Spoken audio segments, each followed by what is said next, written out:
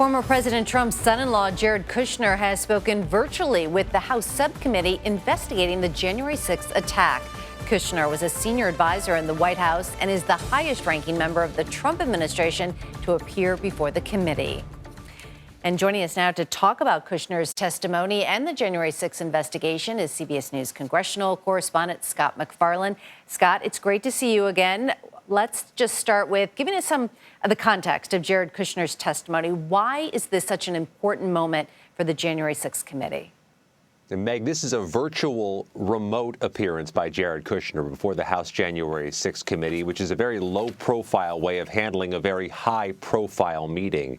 In some senses, this is a high watermark for this House committee investigating the Capitol attack, because this gets them very close inside the most inner circle of Donald Trump's orbit. That said, Jared Kushner wasn't in Washington, D.C. January 6th. He wasn't in the United States January 6th. He was overseas on travel, so it's unclear what he can offer about that morning and about that day. We know from speaking with members of the January 6th committee, they're trying to find out who had the president's ear that day and what they were hearing in the Oval Office on the other side of phone calls.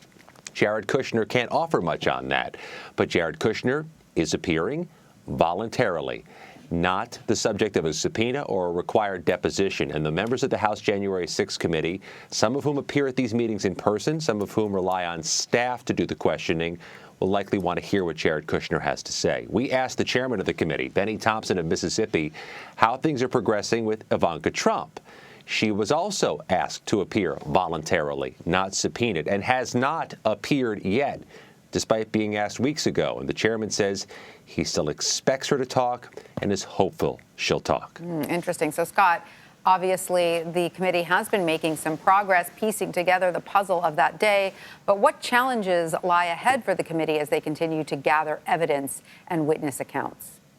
Yeah, Tanya, one particular challenge, they're not dealing with a wave of interviews and records. They're dealing with a tidal wave of interviews and records. By our latest count, they've conducted hundreds of depositions. The chairman of the committee says some of those depositions will require follow-up inquiries. They've collected tens of thousands of documents. They have to organize all of that. They have to compile it, ready it, and eventually submit a final report and have public hearings. The timeline and estimated time frame of those public hearings just keeps slipping. Initially, they said they hoped to have those public hearings in February. Well, here we are a day before April and haven't had them yet. The latest estimate from the vice chair of the committee, Liz Cheney of Wyoming, is possible public hearings in May. But they have a firm deadline, Meg and Tanya. They have to wrap up their work before the elections. That means late summer or early fall. And they're still taking in interviews and records. Jared Kushner today, possibly somebody else tomorrow. They've got to finish their work eventually and start producing. Scott, tell us about Republican Congressman Mo Brooks. He's indicated he will talk to the committee. Why is that important, and what has the reaction been to his statement? Well, there it is, Meg. Maybe another new interview. Mo Brooks of Alabama. You'll recall he spoke at the White House Ellipse before Donald Trump the morning of January 6, 2021, and gave a particularly fiery speech. He was among the, if not the strongest surrogates Donald Trump had in the U.S. House until Donald Trump removed his endorsement for Brooks in the Alabama Senate race. Mo Brooks has changed his phrases about Donald Trump, changed some of his sentiments publicly about Donald Trump, been critical of Donald Trump in recent days.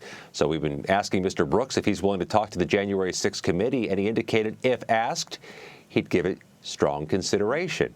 But we also talked to the chairman of the committee, who says he's not sure he wants to talk to Mo Brooks, that there may not be value in what the chairman calls a disendorsed candidate who has changed his mind on things recently. But that's one to watch. When Republicans come in to talk to the January 6th committee, it could yield unique, distinctive results. Really interesting stuff. Scott MacFarlane in Washington, thank you so much. Thank you.